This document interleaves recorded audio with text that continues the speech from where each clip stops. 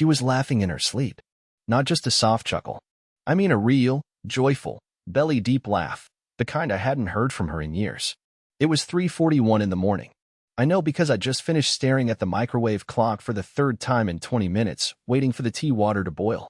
I couldn't sleep again. I hadn't for weeks. I blamed stress. Age. Maybe the silence in our house had just gotten too loud. But then she laughed. Not at me. Not with me. Not even in a dream I was part of. I stood there in the dark kitchen holding a chipped mug of chamomile and listening as my wife, the woman who hadn't touched my hand in months, giggled under her breath upstairs like a teenager at a slumber party. That sound, it didn't belong in our bedroom anymore. The next sound was worse. She murmured something. I couldn't make it out. So I crept up the stairs, mug still in hand, and paused at the door. Her voice was clearer now, tangled in sleep but soaked in delight. "Don't stop," she whispered. "Kurt's gone till morning." The mug slipped. I didn't drop it. Not exactly. I just forgot I was holding it. It hit the floor outside our bedroom with a dull thud and a splatter of hot tea across the wall. She stirred. The laughter stopped. I stepped back, down the hall, heart thumping in my ears like I was a thief in my own house. I couldn't go in. Not yet. My hands were shaking. I walked into the guest room, sat on the edge of the bed like I had a dozen times before, usually during arguments, or after one of her migraines when she needed space. I thought maybe it was just a weird dream, a coincidence, a joke. But her phone was charging on the nightstand beside me, not hers. A second one. It vibrated quietly. I picked it up. The message said, "Tell him you're sleeping. I miss you already." And everything inside me fell sideways. 20 years. 2 kids. A mortgage. A garden we built with our hands. And I was being erased by bedtime giggles and midnight texts with a man who knew my name. That was the moment. The exact, irreversible second that my marriage died. And she never even woke up to notice. I sat there for maybe 10 minutes, staring at that second phone like it had teeth.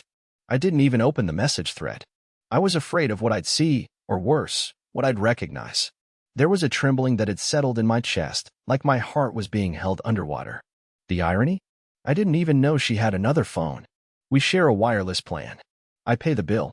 And yet this sleek little secret had its own charger and its own rhythm, pulsing like a second life in the dark. I was afraid to touch it again, like it would somehow confirm everything I didn't want to admit. Still, I took it with me. Back downstairs, I wrapped it in a dish towel and tucked it behind the boxed-up fondue set we hadn't used since our 12th anniversary. Then I cleaned up the spilled tea, scrubbing so hard the cloth turned yellow. All the while, I could hear her shifting upstairs, sheets rustling, a yawn, a cough. She had no idea what had just happened. Or maybe she did. Maybe she was trained at this. Maybe this whole time, while I was worrying about her back pain and her stress migraines, she was whispering lies into someone else's skin. Morning came faster than I expected. I must have dozed off on the couch because the next thing I knew, sunlight was bleeding through the curtains and Jolene was standing in the kitchen, yawning like she'd slept better than she had in months. She didn't look guilty. She didn't even flinch when she saw me. She just asked, "Why are you up so early?" I told her I couldn't sleep, that the tea didn't help. She kissed the top of my head, something she hadn't done in weeks, and poured herself coffee like it was any other Thursday. And here's where it got strange. She said she was going to her sister's again, just like last week, for the whole weekend this time. Emma needs help organizing the garage, she said, smiling with a kind of forced tiredness that didn't quite reach her eyes. But I've met her sister. Emma lives in a studio apartment and doesn't even own a garage. Still, I nodded, playing the same game she thought I didn't know existed. "Bring her that old bookshelf if you go," I said calmly. "It's in the garage. She might want it." Jolene blinked. She wasn't expecting that. "Oh, yeah, good idea," she mumbled, then grabbed her travel bag and left 20 minutes later in that light gray hoodie she always wore on long drives. I waited exactly 7 minutes after her car disappeared before I pulled the towel-wrapped phone out again. This time, I opened the messages. The first thing I saw was a selfie, not of her, but of a man in a dark suit, holding a half-drunk glass of bourbon, sitting on what looked like our living room couch. I zoomed in.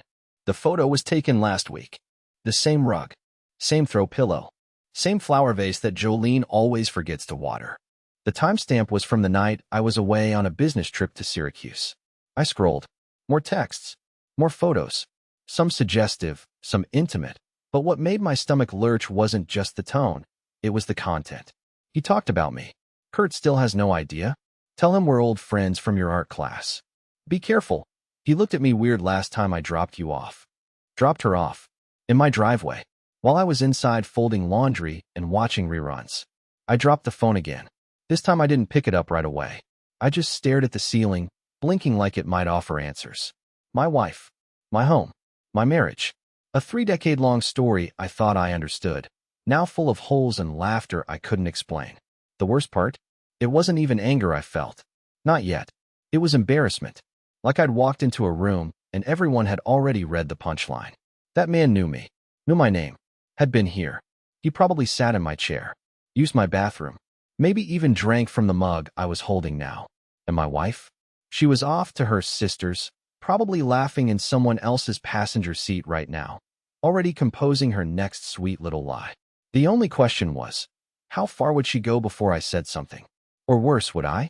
By Saturday morning, I'd somehow convinced myself not to confront her. Not yet. Not because I wasn't angry. No, the anger was simmering just beneath my skin like hot ash. But because I needed to understand the scale of this. I needed to know what I was really dealing with. Was it a fling? A midlife crisis? Or had I been living with a stranger for longer than I wanted to believe? I didn't recognize the man in those messages. His number wasn't saved, his face unfamiliar, but the language, the familiarity, he wasn't new. There were references to things weeks, even months old. Specifics, same motel as June, like that night in Albany, still have that red scarf. He knew her favorite wine, her driving quirks, her work schedule. This wasn't some random mistake or reckless whim. This was practiced, and that chilled me more than anything. I sat on the living room floor with both phones side by side, trying to piece it together like a detective in a bad TV movie. My own phone started buzzing with work notifications and missed calls from a buddy who wanted to grab lunch. I ignored them. I couldn't be normal anymore. The living room around me felt staged, like a set from a sitcom that had been canceled without warning. I looked at the throw blanket we bought on our trip to Maine and realized I couldn't remember the last time we used it together, or when she last laughed at one of my terrible puns, or when I stopped matching in her eyes. But there was one clue that kept gnawing at me: the motel. The messages mentioned a place called 3 Pines. I'd never heard of it, but I knew our town well enough to guess it wasn't local. I searched online and found it, an old roadside place about 40 minutes out, across the state line. Dingy, outdated, and strangely well-reviewed. Probably because couples like Jolene and this mystery man didn't leave negative feedback. I didn't know what I was doing until I was already backing the car out of the driveway. It was still early, just past 9 a.m., and I told myself I was just going to look. Just to be sure. Just to feel something solid beneath my feet. The motel was even sadder in person. The sign buzzed faintly, missing letters. A young woman with heavy eyeliner sat behind the check-in desk chewing gum and scrolling on her phone. I almost turned around. I almost walked out and let the truth stay buried. But instead, I cleared my throat and said the most pathetic thing I've ever uttered in public. Hi. I think my wife may have stayed here recently. I just want to know if she booked under the name Jolene, or maybe Jolene Weller. The girl didn't flinch. She looked at me, pity in her eyes, or maybe just boredom, and asked for a date. I gave her 2. Last Friday and 3 weeks ago. She tapped on her screen, then turned it so I could see. J. Weller. Room 16. Twice. I don't know what I was expecting. A lie, maybe. A blank space. But there it was. Cold, pixelated proof. I didn't cry. I just nodded, thanked her, and stumbled back outside like I'd been sucker punched. My legs felt like rubber. I sat in the car for a long time, gripping the steering wheel like it was the only real thing left in the world. And then I saw something that made my vision blur for a whole different reason. Parked 3 spots down was a familiar car. Not Jolene's. His. I recognized it from one of the photos on the second phone. His reflection in the side mirror as she took a smug little snapshot of her bare legs on the dash. It was unmistakable. A cherry red Chrysler with a dented bumper and a faded veteran's license plate. And then the door to room 16 opened. It wasn't Jolene. It was him. Taller than I imagined. Mid-50s. Confident. Laughing as he adjusted his shirt. He looked like someone who didn't feel a shred of guilt in the world. I watched him walk toward the vending machine, humming. And for the first time in my life, I felt truly invisible. This man was living a version of my life. He knew things about my wife that I didn't. He'd been intimate with her in a place I couldn't even say out loud. And here he was, buying a Coke from a machine while I sat in my own car trying not to throw up. I didn't confront him. Not yet. Instead, I pulled out my phone and snapped a photo of him from the rearview mirror. I wanted a face to go with the damage. Then I drove home. My hands didn't stop shaking for hours. I wish I could say I had a plan. But the truth is, I didn't even know who I was anymore. When I got back home, everything was too quiet, not peaceful quiet, but that hollow, heavy silence that creeps under your skin and makes the walls feel like they're watching. The sun was out, warm even, birds chirping like nothing was broken. But as I stepped into the house, into that kitchen where we used to cook lasagna on Sundays and argue about what movie to watch, I felt like I was trespassing in my own life. I left the second phone in the glove box. I couldn't bring myself to look at it again, and just stood there by the fridge for a long time, trying to figure out what came next. There was a pair of her sneakers by the back door. Her scarf was still hanging where I'd put it last winter. The house was full of her, and still, she felt 1,000 miles away. I told myself I wouldn't go through her things. I wanted to believe I was still the kind of man who had boundaries. But within an hour, I was in the bedroom closet, pulling out boxes, reaching into pockets of old coats. I wasn't looking for anything specific. I just needed something solid, a receipt, a letter, some notes scribbled in haste that told me why. That told me how long this had been going on, how deep the deception went. What I found instead was worse. In the bottom drawer of her vanity, the one she usually kept locked but must have forgotten, there were letters. Dozens of them, neatly folded, all addressed to her, written in tight cursive handwriting I didn't recognize. Some were old, yellowed at the edges, postmarked from New York, others more recent, in envelopes with no stamps. I opened one, then another, and another. They weren't love letters, not exactly. They were intimate in a different way, observant, descriptive. You smiled at the checkout again today. I think you do that when you're nervous. You wore your hair down. I miss that. Curtis doesn't notice when you look past him. But I do. They were written over years. Years. And suddenly it hit me, this wasn't a recent thing. This wasn't a fling. This man had been orbiting us for a long time. Maybe even before we hit our 10-year anniversary. He'd been lingering at the edges of our lives, watching, waiting, documenting her in ways I never had. Like a shadow lover keeping a journal of stolen glances. And Jolene, she kept them. All of them. Which meant she read them. She reread them. She treasured them. I dropped the letters back into the drawer like they were burning me. My stomach turned. I sat on the edge of the bed, gripping my knees, trying not to scream. I didn't know who was worse, her for inviting this into our marriage, or me for being so blissfully unaware. Had I been blind, or had she just been that good at smiling through it? Later that afternoon, while standing at the sink rinsing off a plate, I realized I didn't remember the last time she asked how my day was. It sounds stupid, but it hit me like a punch to the gut. She used to care. About my clients, about my bad days, about the little things, whether I got stuck in traffic or if I ate lunch. Somewhere along the way, that vanished. Replaced by polite nods, distracted yes, her eyes drifting past me while I spoke like I was a noise she tolerated. It wasn't just betrayal. It was erasure. And I think what hurt the most wasn't that she had another man. It was that I hadn't mattered for a very long time. Not in the way I thought I did. I thought about confronting her. About laying the letters out on the kitchen table and waiting for her to walk in. But then I pictured her face, that blank, vaguely sorry look I'd seen before when she forgot our anniversary or when she skipped my brother's wedding, and I couldn't do it. I wasn't ready to hear her rationalize it. I wasn't ready to see her eyes go flat.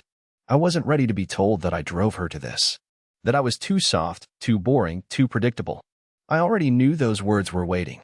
I didn't need to hear them said out loud. So I did something else. I took the letters, all of them, and scanned them one by one on the office printer. Not to save, but to have proof. Proof of what she really thinks.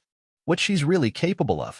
Because something in me, some quiet, cold part that had never spoken before, whispered that this wasn't the last surprise she had in store. And I needed to be ready. That night I didn't sleep. Not because I couldn't, though I couldn't, but because something was gnawing at me. A thought I tried to ignore at first, the kind that drifts through your mind like static and doesn't leave. What if those letters weren't just kept? What if they were answered? I know it sounds stupid. Why would she handwrite letters in the age of text messages and burner phones?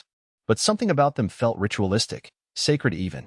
This wasn't just a secret fling. It was a second life she'd been nurturing in silence. And I started to wonder if maybe somewhere in this house, there were more letters, ones with her handwriting.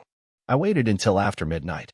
I sat on the bedroom floor with a lamp and methodically went through every drawer in her old desk, every storage bin in the hallway closet, even the space behind the dresser where we once had birthday gifts. Nothing. But then I remembered the attic, a place I hadn't been in years. It was always Jolene who stored the holiday stuff. She insisted on doing it herself, claimed I was too unorganized and would mess up her system. At the time, I laughed and let her. Now I see it for what it was, territory, her own space. I pulled down the ladder and climbed up with a flashlight, careful not to step on the insulation. The smell hit me first, that old cardboard and dust scent that always reminded me of forgotten things.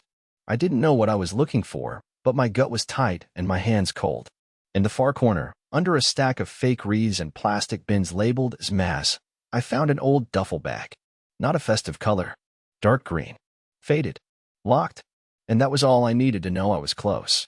The lock was flimsy, one of those cheap travel ones you can pop open with a bobby pin.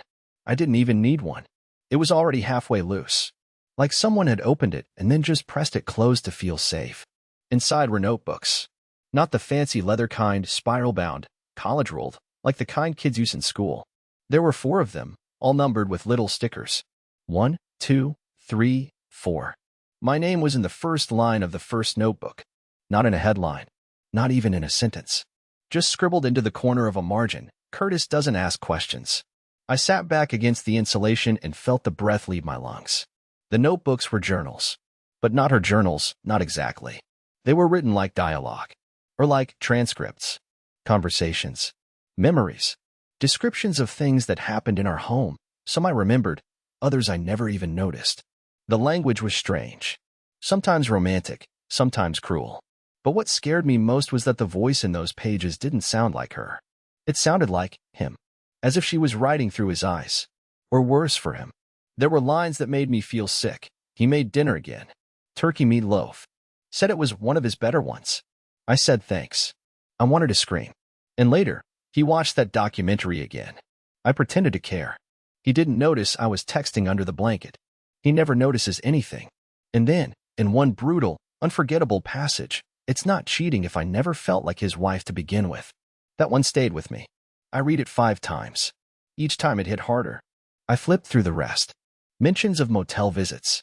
Notes about how to sneak out, how to cover her tracks. Paragraphs about me. My habits. My flaws. All dissected like I was a specimen. A man studied by someone who didn't love me. Maybe never did. And I still couldn't bring myself to stop loving her. That's the part that broke me.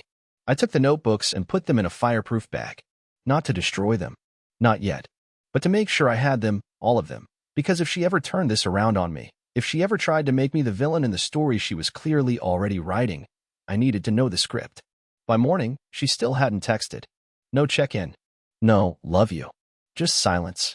She was deep in it now, wherever she was, whoever she was with. And I was here, in the house we built together, holding the most honest words she'd written in 20 years, and knowing none of them were ever meant for me. I didn't eat all day. Not out of punishment or neglect. I just forgot.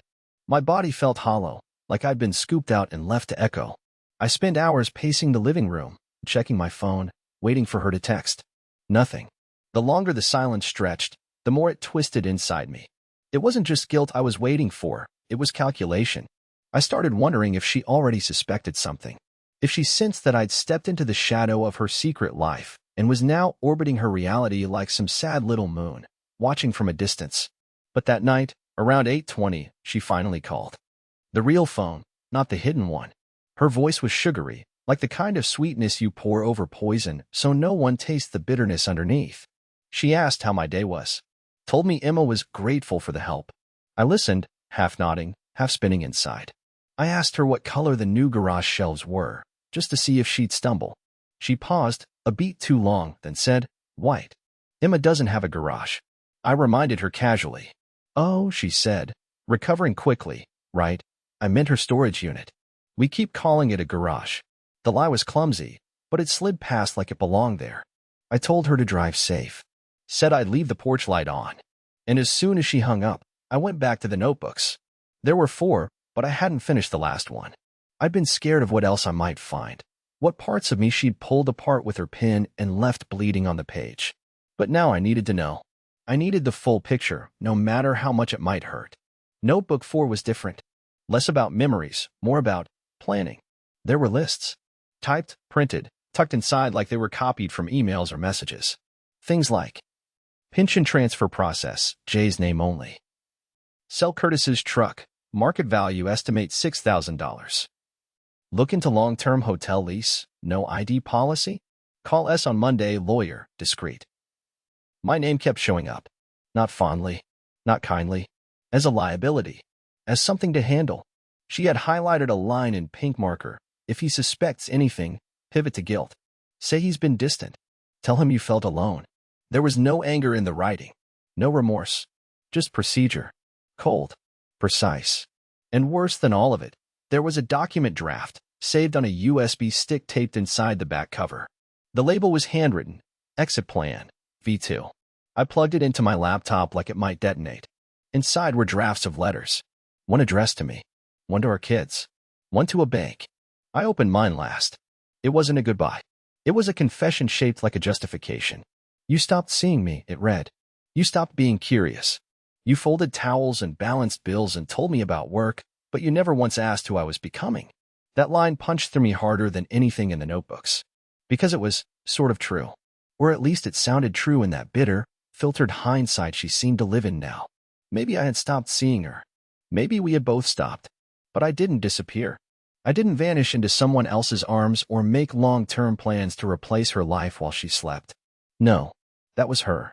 And now, she wasn't just betraying me. She was slowly, methodically erasing me. I copied everything from the USB, backed it up in 3 places, saved screenshots, printed the lists. I wasn't planning revenge. That wasn't the point. I just didn't want to be crazy. I needed proof, so that when the floor finally gave out beneath me, I could say, see? I wasn't imagining it. She made me a ghost. It rained at night. Not heavy, a slow, constant tapping on the roof, like fingers drumming on a coffin. I lay in bed, wide awake, staring at the empty pillow beside me. I could still smell her shampoo in the sheets. Still see the indent of her body where she used to curl up, legs folded, book in hand. We hadn't read together in years. We hadn't touched in months. We hadn't been a marriage in longer than I wanted to admit. And suddenly, I realized something that made me sit bolt upright in the dark. She wasn't coming back. Not just for the weekend. For good. She hadn't said it. Not yet. But the tone in her voice, the calmness, the way her story had too many holes she didn't bother patching. She had already left. Everything she was doing now, the silence, the secrecy, the smile in her voice when she thought I couldn't hear the difference, it all felt like a woman testing the edge of goodbye. But she hadn't told me yet. Because she was waiting for something. Sunday evening arrived like fog, slow, dense, and full of warnings. I hadn't changed clothes in 2 days. I hadn't answered calls from friends or family. The house was dim, as if the walls themselves were bracing for impact. I sat in the dining room, staring at her favorite candle, that vanilla one shaped like a flower, still half-burned from the last dinner we had together. I don't even remember what we ate that night. I just remember her looking over my shoulder more than once, and at the time, I assumed she was tired. Or distracted. Maybe she was already gone, just waiting for her body to catch up with her mind. And then, without warning, headlights rolled across the living room wall. She was back. No text, no call, no "be home soon." She just appeared. Like a storm cloud floating back over a town it had already destroyed. I didn't move from the table. I didn't even breathe. Not really. I heard her car door slam, then keys in the lock. I expected to feel anger, or at least adrenaline. Instead, I felt nothing. Just the kind of numb you only feel after everything important has been ripped out. She stepped inside humming. I recognized the tune but couldn't name it. Her bag was slung over her shoulder, light. Her hair was tied up, freshly brushed. And she didn't look like someone coming home to a husband. She looked like someone returning to a place she'd already detached from. "Hey," she said. Just like that. Like nothing had shifted. "You okay? You look tired." I nodded. "Did you get the shelves done?" A tiny pause. She smiled. "Yeah. Took longer than we thought." "White, right?" "Uh-huh." I gestured toward the living room. "Want tea?" She shook her head, yawning. "I might just shower and crash. I'm beat." And then, like nothing was wrong in the entire world, she turned to walk toward the stairs. That's when I saw it. Her phone, the real one, was in her back pocket. But her second phone, the hidden one, was in her hand. She hadn't noticed it was still on. The screen glowed for half a second before it dimmed again, but in that moment, I saw the open app. Voice recorder. Active. Running. I stood slowly. Hey, Jolene. She turned, halfway up the stairs. Yeah, you forgot to close the window. She blinked. What? Your bedroom window. You must have left it cracked. I heard something. She didn't move. So I kept going. Someone talking. Not just you, but someone else. You were laughing. Whispering. Her eyes narrowed. Curtis. I walked forward, slowly, past the couch, until I was standing by the bottom of the stairs. You didn't go to Emma's, Jolene. You didn't build shelves. You didn't help anyone with storage. You rented room 16 at 3 Pines, again, and you forgot that I'm not as blind as I used to be. Dead silence. Then she exhaled, not a gasp, not a sob. Just a quiet breath, like air slipping out of a balloon. And in that second, I saw it. The truth. Plain and unapologetic on her face. No surprise. No denial. Just acceptance. Okay, she said softly. So you know. That was it. I waited for more. For guilt. For an apology. For some attempt to twist it. To reach for an excuse, a reason, something. But she just stood there, hands loose at her sides, and said nothing else. It was like she'd rehearsed that exact moment and decided long ago how she'd respond. Not with a fight. Not with tears. But with surrender. I walked to the table, opened the drawer, and pulled out the printed letters, the scanned emails, the screenshots. I spread them out like cards in a losing hand. You were going to leave. You were going to move money, sell my truck, transfer the pension. You had a plan. Her voice didn't waver. I still do. That stopped me cold. What? She stepped down one stair. Just one. I wasn't going to vanish, Curtis. I was going to tell you. But I wanted to do it clean. Without this. Without what? Me knowing. No. Without it getting messy. I laughed. I actually laughed, but it sounded cracked, brittle. You were recording me. She nodded. I needed to protect myself. From me. Her eyes dropped. In case you lost it. I shook my head. You're the one who lost something, Jolene. You lost your soul somewhere in all of this. She said nothing. There was no rage. No fight. Just resignation. I looked at her and didn't see my wife anymore. I saw someone who had once worn her skin. Someone who had practiced this goodbye 100 times in her head. And yet, she was still here. Still standing on my stairs. Still watching me. Waiting. She didn't pack much. 2 suitcases. 1 folded sweater that used to be mine. She didn't look at me as she moved around the room, and I didn't offer help. I just sat on the edge of the bed and listened to the faint sounds of drawers sliding, zippers pulling, the soft hush of clothes being folded like this was just any other trip. At one point, she paused, ran her hand along the edge of the nightstand, and let it rest there like she was remembering something, but then her fingers curled into a fist and she moved on. No tears. No angry words. No final insult. When she walked to the door, she hesitated, just for a second. Enough to give me one last look. I thought she might say sorry, or thank you, or even lie one last time. But instead she said, quietly, I hope you find someone who sees you. And then she was gone. I didn't move for a long time. Just sat there, listening to the silence swell back into the house like a wave rolling in. I thought it would feel unbearable. I thought I'd collapse. That I'd scream or punch the wall or beg her to stay. But I didn't. I stood up, slowly, walked to the window and opened it wide. And for the first time in years, I could breathe. The days that followed were quiet in the best kind of way. I didn't call anyone. I didn't tell people the details.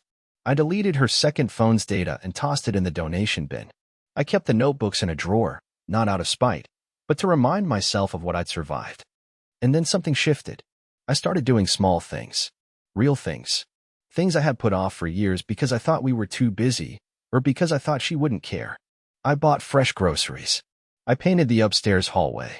I called my brother and finally said yes to the fishing trip he's been inviting me to for 5 years. I sat on the back porch with a cup of coffee and felt the air on my face. Just sat with it, no rush, no guilt, no noise. The house started to feel bigger, not emptier, freer. I even reopened the garden beds out back, the ones we used to tend together. But this time, I planted new things. Tomatoes, lavender, a few wildflowers, just to see what might grow. And then one evening, about a month after she left, I found myself laughing. Not a full belly laugh, not a performative chuckle, just a real, surprised little laugh. I had dropped a tray of seedlings and spilled potting soil all over the deck. My shirt was covered. My hands were black. And I looked ridiculous. But I laughed. And I realized in that moment, I was healing. Not because I'd moved on, not because I had figured everything out, but because I finally understood that her betrayal didn't define me. Her distance didn't mean I was unlovable. Her decision to leave wasn't proof that I was small or forgettable. It was proof that I had been loyal to the wrong version of love. And now, I had the space to figure out what love really looked like for myself. So no, this isn't the story of a man who got revenge. It's the story of a man who got free. And that, I think, is better.